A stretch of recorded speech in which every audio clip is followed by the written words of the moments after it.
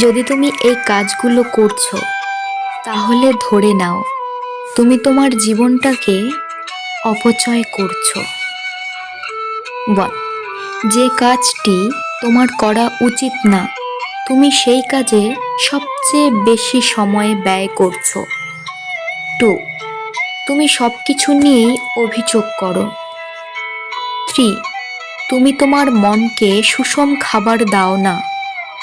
4. তুমি তোমার নিজের সম্পর্কে অনেক বেশি নেগেটিভ চিন্তা করো। 5. কোনো কাজই তোমার উদ্যম আগ্রহ নেই। 6. ভবিষ্যৎ নিয়ে তোমার কোনো পরিকল্পনা নেই। 7.